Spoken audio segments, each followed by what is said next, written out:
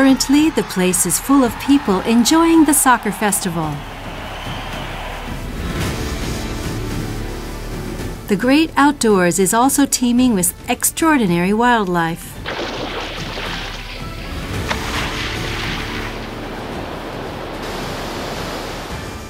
There, people are sweating as they cultivate the wasteland.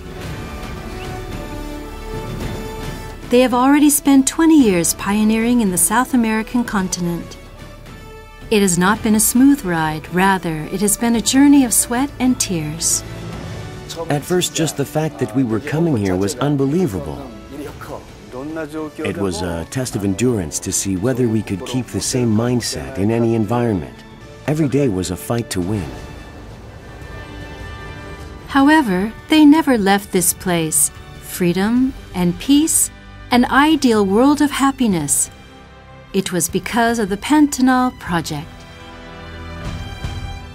Our vision is that people will love nature more and protect it, not destroy it. We must care for nature for the benefit of mankind. Pantanal project. We will meet those who are dreaming of such a world in South America.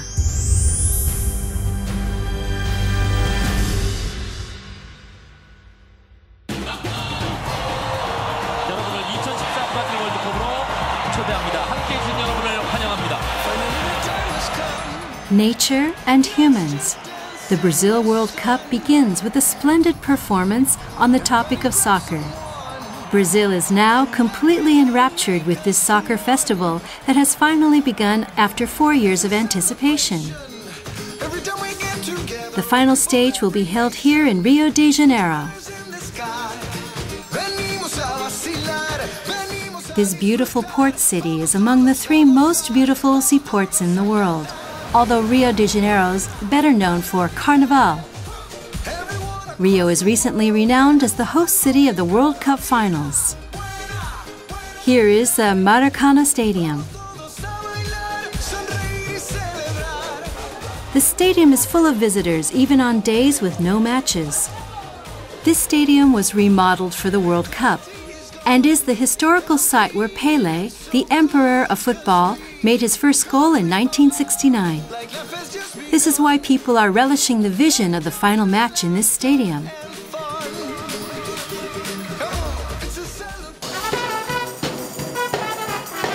Here is the biggest city in South America, Sao Paulo, Brazil. In the streets, musicians are adding to the excitement of the World Cup festivities with various performances. Suddenly, we hear a familiar Korean song.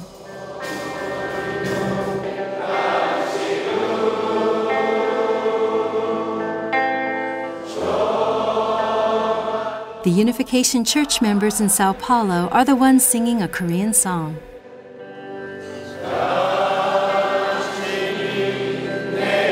It feels so welcoming to hear a Korean song on the other side of the world.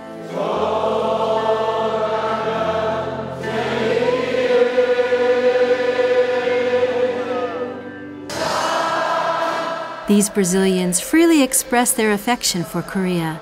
This is thanks to the Koreans who grew their roots here a long time ago.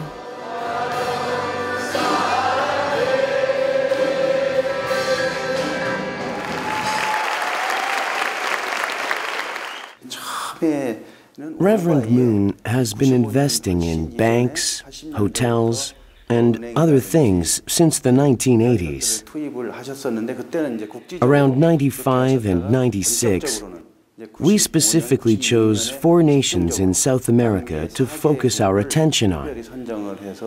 These 4 nations were Argentina, Uruguay, Paraguay, and this nation of Brazil. The South America continent actually has a painful history of being exploited by Western Christianity over the past 500 years. After they escaped from colonial rule, they fell into a vicious cycle of chaos, corruption, and poverty. However, South America is also a land of potential, rich with natural resources and an abundance of productive workers.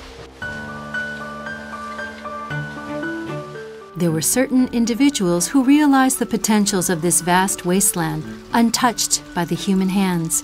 It only needed to be developed and cultivated correctly. It was Reverend Sun Myung Moon who determined to pioneer South America in 1995 at the age of 75 with his wife, Dr. Hakja Hanmun. Their decision came from their consistent belief that they must create world peace through overcoming national, religious, and racial boundaries. Because South America is devastated economically, North America needs to offer aid, and the two can become one. Only then can we establish world peace by uniting North and South America. That is why we are investing everything we have in South America. Reverend Sun Myung Moon and his wife Dr. Hakja Hanmun visited Rio de Janeiro, Brazil in 1965 and began their projects. Since then, they have toured each country and spread their vision of peace that transcends religion. When South America became inflicted with communism in the 80s, Dr. Reverend Moon established CAUSA and gathered South America's former heads of state. As a result, he assisted in stopping the spread of communism. In order to support the activities of CAUSA, he also established a newspaper. All these projects were for the sake of realizing an ideal world of freedom, peace, and happiness. There were three reasons why Reverend Moon focused on South America at that time. First, Reverend Moon tried to connect the 30 Years Foundation, which he made with Protestant Church of North America, to the Catholic Church of South America. Reverend Moon made the interreligious dialogues and interfaith harmony. In order to do this vision, he made various times of events and seminars. Second, Reverend Moon tried to solve the worldwide issues, such as protecting the environment and preserving the natural resources. And third, because the big cities exhaust the human soul, he tried to resolve the issue of human spirits. This ideal of world peace began to substantiate centered on the Pantanal. The nations in the center of South America, Brazil, Bolivia, and Paraguay hold the world's largest wetlands. Additionally, the Pantanal has been designated as a UNESCO Natural World Heritage Site.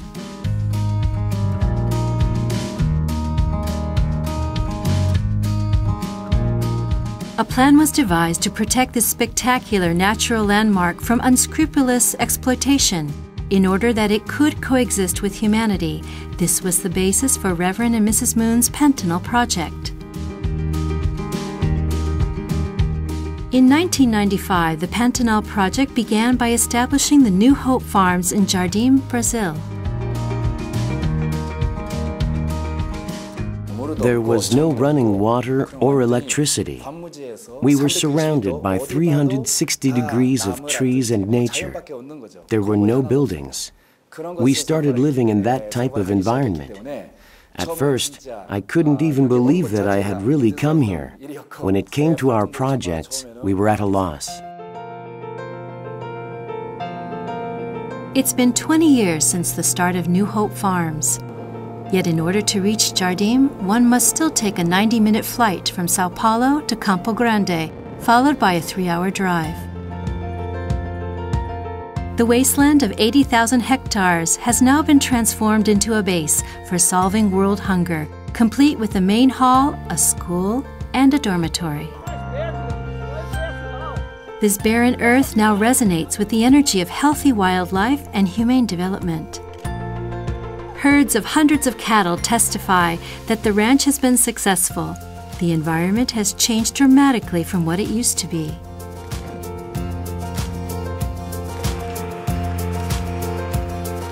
Pioneering in the New Hope Farms has not yet finished. Early each morning, people still diligently make efforts to cultivate the land. This area is still being tested by various methods to discover which crops will thrive in the soil and how to best increase the harvest.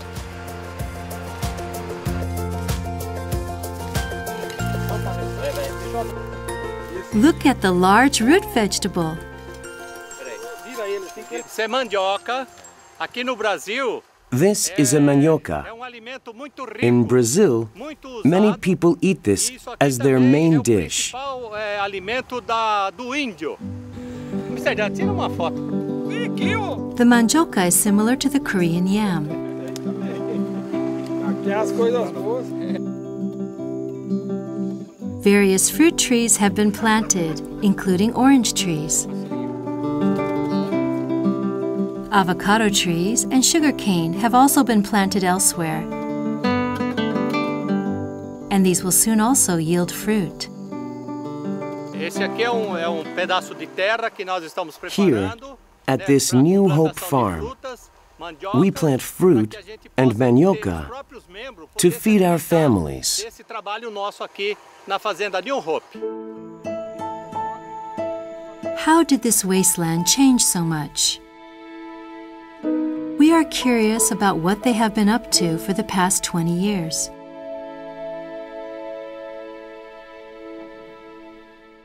When he first bought the Jardim farm, it was an empty wilderness.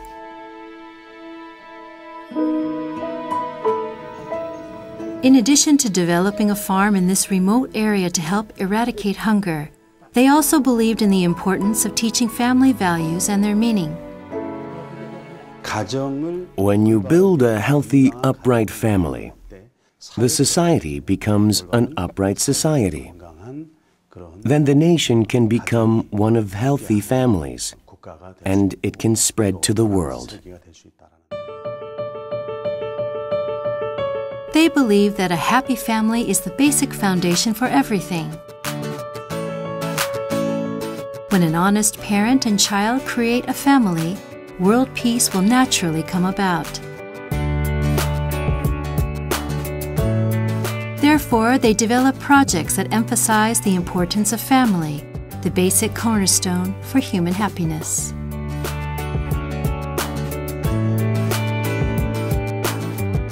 Additionally, they focused on another issue. They donated 29 ambulances to the people who live in the Pantanal region. To live in poverty means limited access to health care, even if you are sick. The hospitals are too far, and there are no means by which to reach them. We are donating these ambulances to solve this problem. However, more reflection was needed.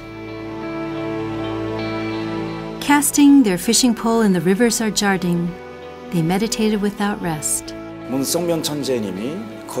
Reverend Moon fished there for long periods of time. It wasn't the usual type of fishing.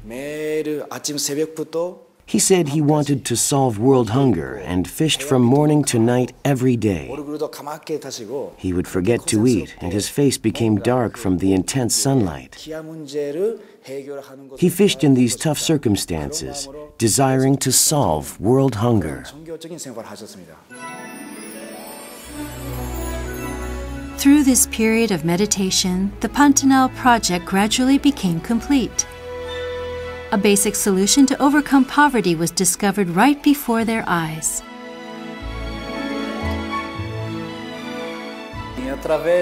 We believe that the original intentions of our founder, Reverend Moon, will come to fruition through the Pantanal Jardim project.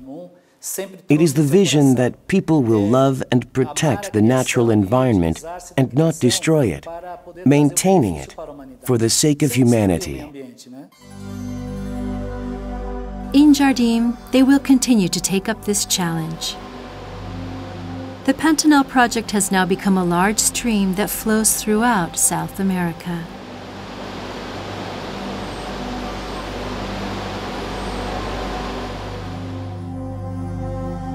Pantanal is also in Paraguay, located in the center of South America.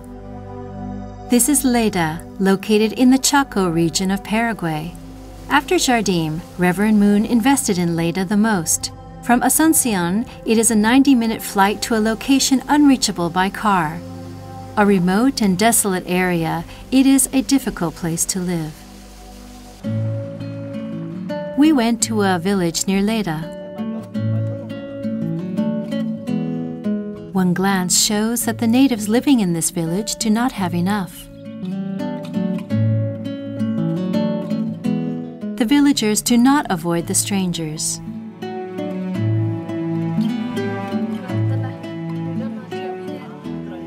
They show their simple homes. There are no modern conveniences. A family of 10 lives in this single house. We use this lamp at nighttime. Sometimes we use diesel, but we also use beef tallow a lot.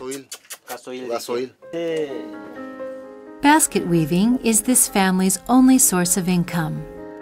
After spending 3 days weaving a single basket, they earn what is equivalent to 7,000 won.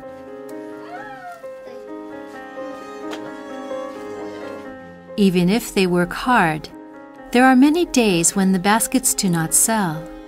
There is not enough to eat in the kitchen. Without a good water supply, they are forced to drink the river water.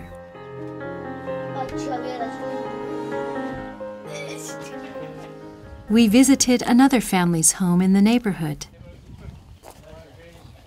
Their father has just returned from working outside the village for 20 days. The husband hands his wife his pay.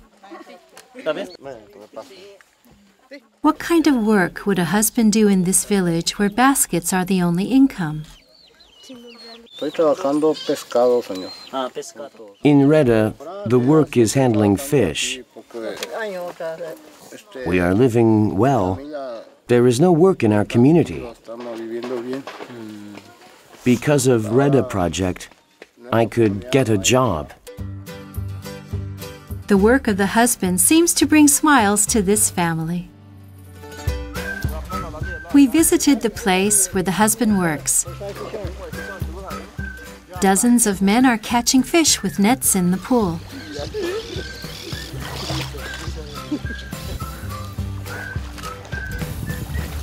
Catching the fish looks actually quite simple. They keep watch over the corner and lift the net.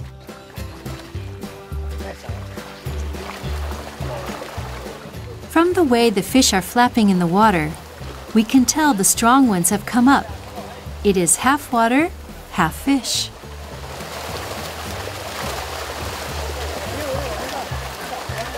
These fish, called paku, are native to the area and are as big as an adult's forearm.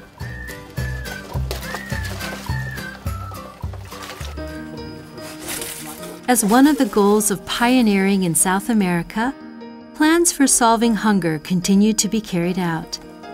It was impossible to ignore the heart-wrenching sight of the hungry natives. This is why we devised a new method of gathering fish, which was new to the locals, and put it into action. After several years of trial and error, we surprised the locals and even the nation's politicians.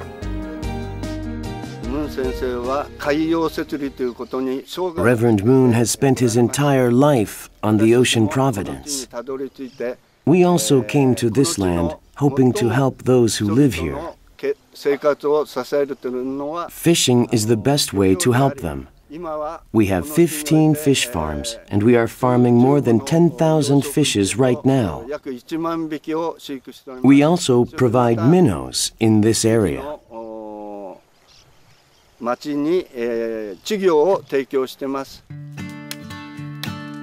A few days later, the people of Leda were busily moving about. They were preparing fish for dozens of people. Their sincerity in preparing the food was impressive. We grill large amounts of barbecue using steaks called estaca and share it with others. It is a convenient way of cooking for parties or festivals. Judging from the preparation of festival food, we guessed that a large event would take place. Just as the meat became ready to eat, guests started to arrive. Though flying in is the only way to come to this remote location, many people have gathered here today. Even the former Paraguayan President Federico Franco has come. The local news station was also here. I am here on business. I am covering the progress of production all over Paraguay. This is my second time here. But for people coming for the first time, the progress in Lleida is very shocking and surprising.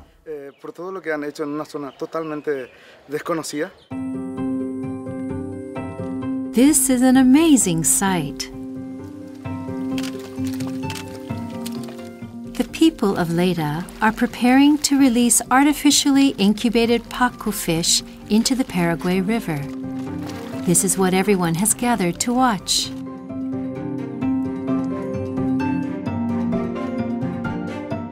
Actually, in Paraguay, it had been thought that the pacu were impossible to cultivate. However, here they have succeeded in incubating pacu fry. This is why the Lleida fishery is amazing news to the people of Paraguay. It was amazing for me as a representative of the national fish cultivation in the media to come to this remote location and see the cultivation of local fish. As I toured the nation, I realized that the fishing industry really provides many jobs for the citizens of Paraguay. Additionally, as the citizens earn a better income, they are able to improve their living conditions.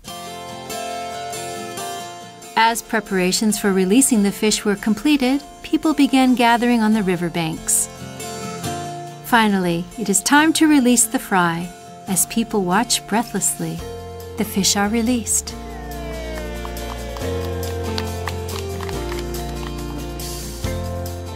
The released pacu will return to the Lleida people and give them wealth.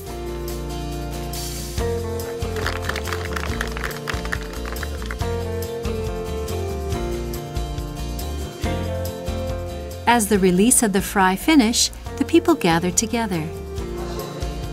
Since the fishery began 4 years ago, today was the second releasing event. When they first started, no one thought that they would succeed on a large scale, this large.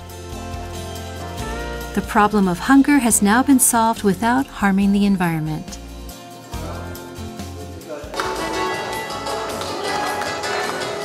A concert followed the event to celebrate this significant day. The Pantanal project was completed here in Lleida as well.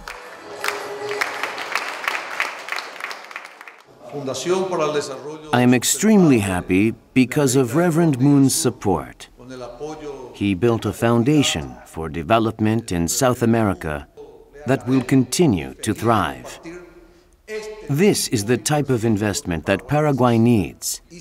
I believe we will no longer face food shortages if neighboring villages in other locations farm fish like we do here.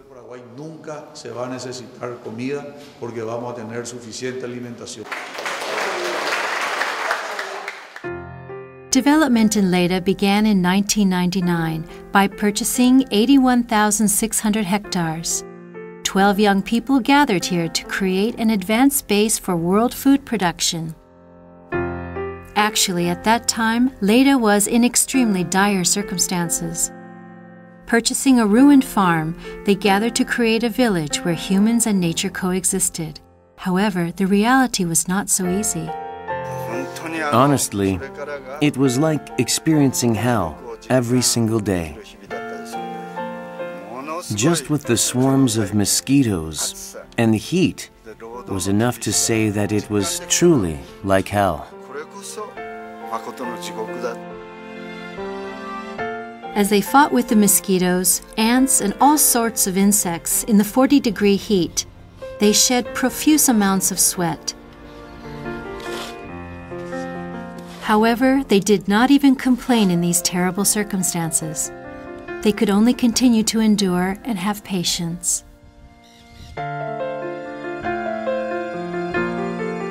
They even endured bathing and washing their dishes in the river water, as there was no running water.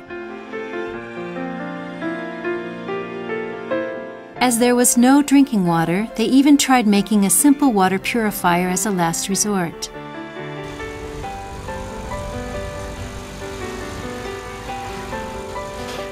However, even with their devotion, sweat, and struggles, the circumstances did not change easily.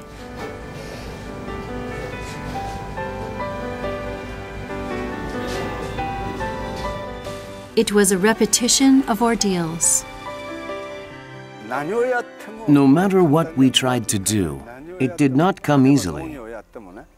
Nothing. For example, even if we tried to plant crops such as beans or rice, the birds and insects would eat it. Even if we continued to hope, it wouldn't work after a year, 2 years, or 3 years. Some people left saying that it was impossible to farm here. It was the most difficult when our dreams and hopes were vanishing. In other words, one person would leave, and then 2 people would leave.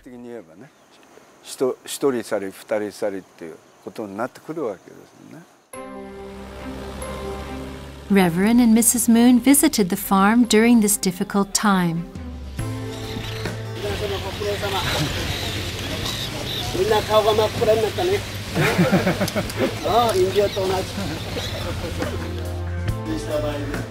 They gave words of encouragement and hope to those who were struggling in these difficult circumstances.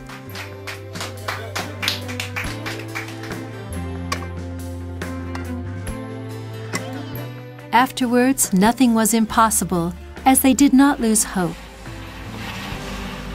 They had no experience with construction work, but learned naturally through trial and error.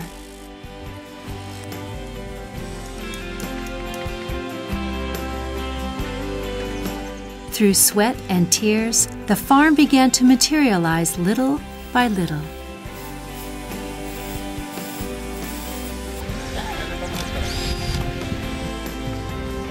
Finally, in 2000, the Leda farm was completed, and Reverend Mrs. Moon visited the site. He comforted those who experienced difficulties while building the farm.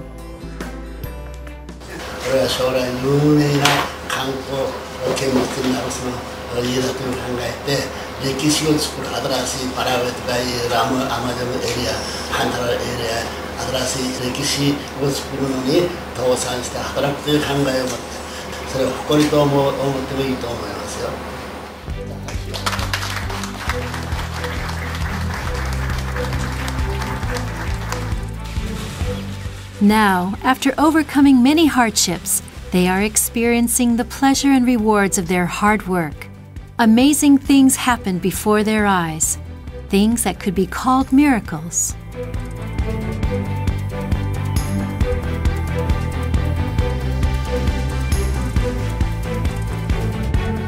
In Leda, they not only constructed buildings for the farm, they also planted trees in the empty plains. As a result, today there is green in Leda. If we look at a Paraguay map around 1960, there are still green forests. However, today, if you look at a satellite view, you will notice only 38% of the forests remain. Over 60% of the forests have been cut down. So we are teaching the people of this nation the importance of planting trees and caring for the planet through drinking water initiatives.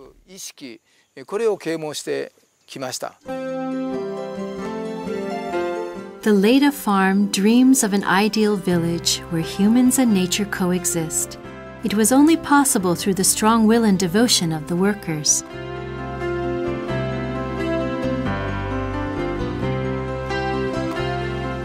Now that the basic facilities were built, Leda Farm began to focus their energies on production. Hard work was needed to cultivate the barren land and to raise the cattle. After all these years, what does the Leda Farm look like? We see pigs roaming about in the spacious farm.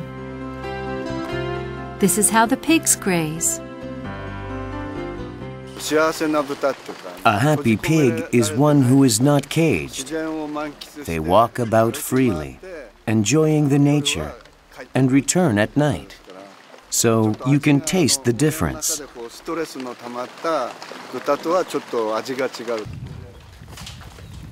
After roaming freely, the pigs return to the farm during meal times. This is possible because they have made a special promise with the pigs. Whenever we ring the bell at the pig school, we give them food. So when we ring the bell, they know it's time to eat and return. It's like a mother calling her child to dinner. This is now a habit for them, and they return from wherever they are when they hear the bell ring. It's amazing that the pigs respond to the sound of the bell. Let's watch. As soon as the bell rings, an amazing scene unfolds.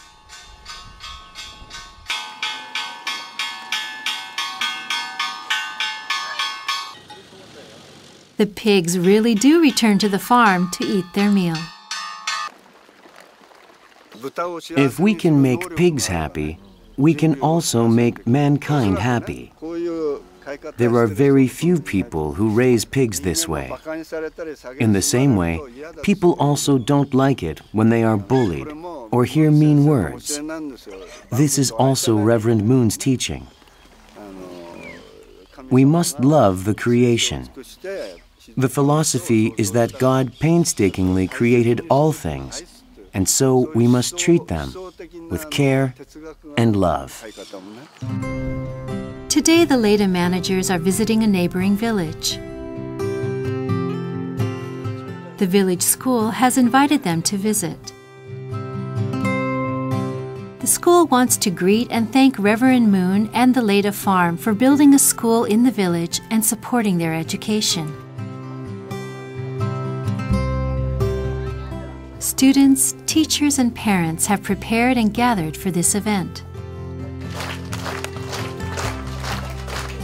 The children are performing the dance they have practiced.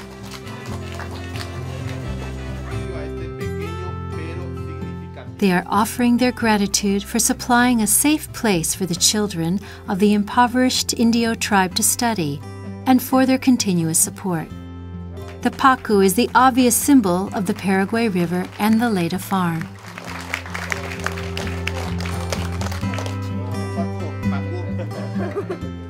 Estamos a 900 kilómetros.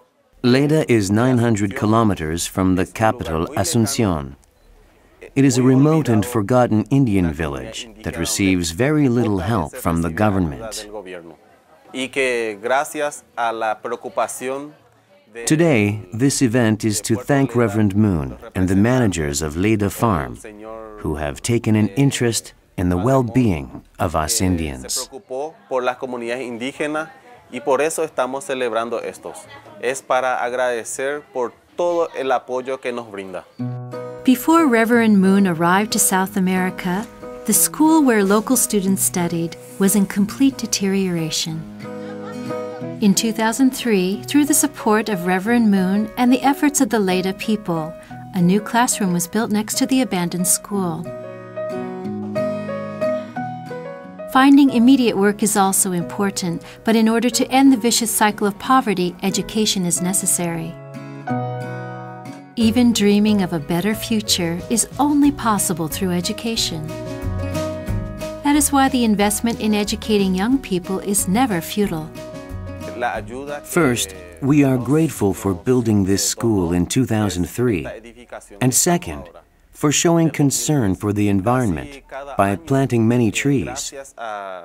Finally, nearly every year school supplies are sent, and we are asked how the students are doing. This is very important to us. Among the people of Paraguay, nobody does that for us. Porque ninguna persona se preocupa por nosotros del Paraguay. The future of Leda is very hopeful because of these children. Some families invited the Leda farm people to their homes. After finding work at the Pacu fishery, they were able to escape from poverty, and with their children in school, they became a happy family.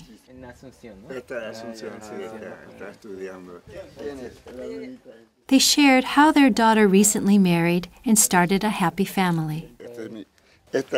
We are happy. Mom, myself, all of us are happy. Our daughter is now studying and will graduate in a year. She will receive a nursing license. After she graduates, I hope she can work in a big city in Brazil or Paraguay. Once a wasteland, Leda is now heading towards the completion of the Pantanal project.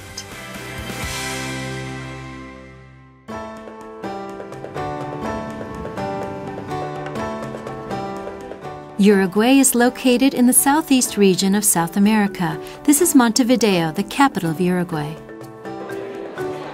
Last April, an international leadership conference hosted by Dr. Hakcha Han-moon of the Universal Peace Federation was held here. Over 300 South American leaders consisting of former presidents, first ladies, Catholic priests, and Protestant ministers from each nation gathered to discuss peace through overcoming national, racial, and religious barriers.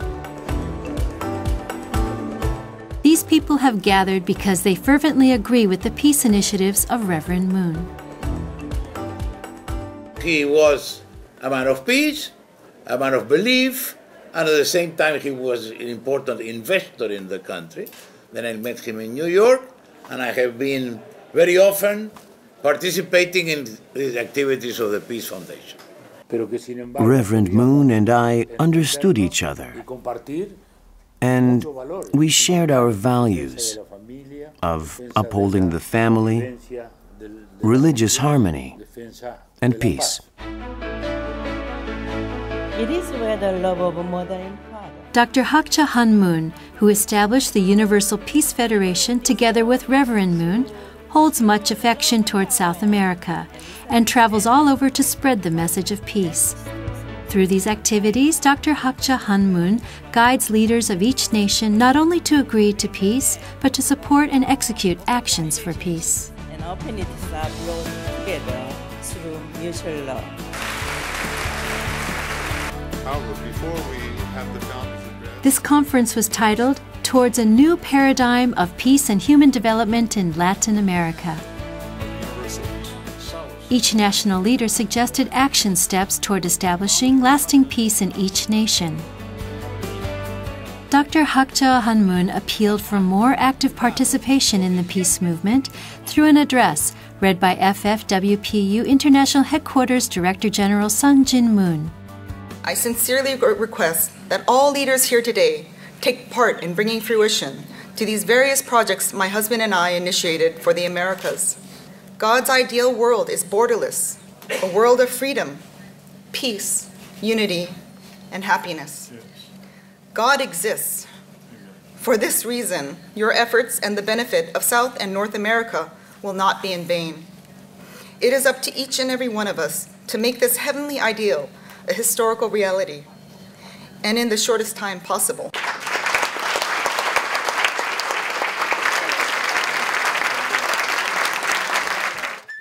Soccer fans from all over the world are fixated on the Brazil World Cup, but soon, on July 14th, it will come to an end. However, there are plans for yet another soccer tournament that will catch the attention of the world. I'm sure you've heard of the Peace Cup in Korea. The year after the World Cup is held, the Peace Cup will be held there. The Peace Cup is an international soccer tournament founded by Reverend Moon after the 2002 Korea-Japan World Cup. It aims to promote world peace and harmony through soccer. The Emperor of Football, Pele, also worked hard for the progress of the Peace Cup.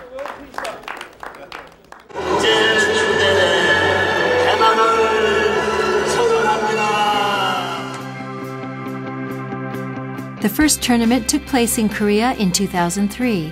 Since then, there have been 5 magnificent Peace Cups.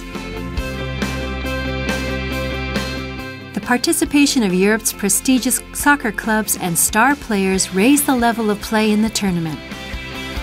The Peace Cup, encourages the realization of peace by overcoming national ideologies and thoughts, races, and cultures. Soccer will now become a catalyst for peace. The result is that Reverend Moon's ideology of peace was substantiated. Soccer accomplished what no president or singer was able to do. I think Reverend Moon first pioneered the possibility of soccer as a vehicle for world peace. Additionally, in 2000, Reverend Moon purchased the Brazilian soccer club Sorocaba and raised their level up to par with the best clubs in Brazil.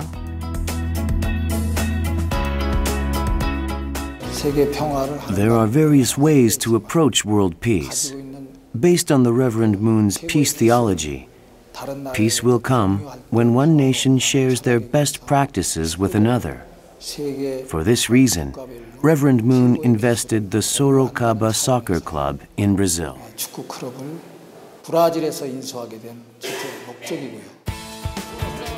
When Reverend Moon took over the team, it was at the third league level. By 2008, however, they were Paulista Cup champions. They used this opportunity to go on an Asian tour and play a match with the North Korean national team in Pyongyang, surprising the world.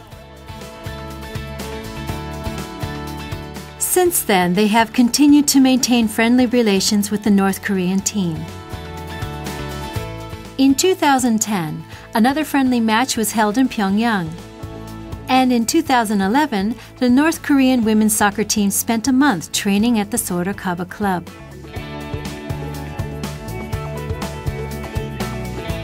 Through soccer, friendly relations were created with North Korea. This was an unexpectedly great achievement.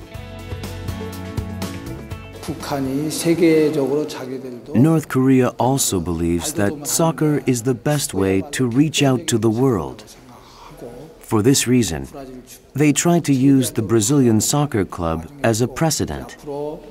We have plans for the North Korean national youth soccer teams, or women's team, to come and practice here. We are doing this in an effort to develop peaceful relations with North Korea.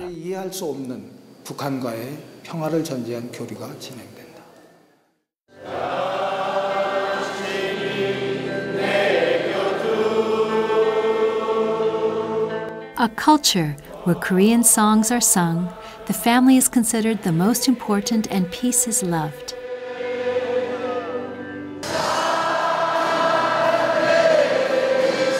On the other side of the world, we discovered a special part of South America.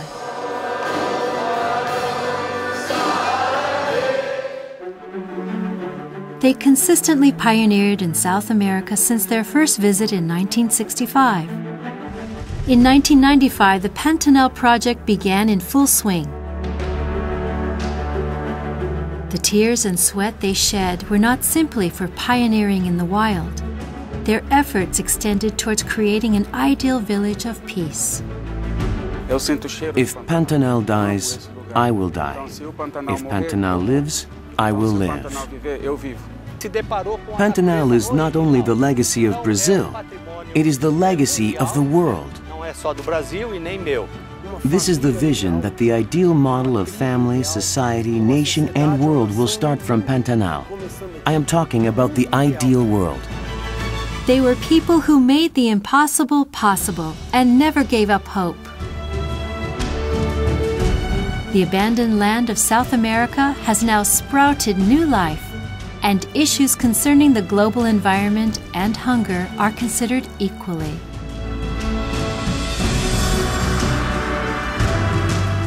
A community of peace that overcomes all national, tribal, religious, and language barriers. Even today, these dreamers head towards this path step by step.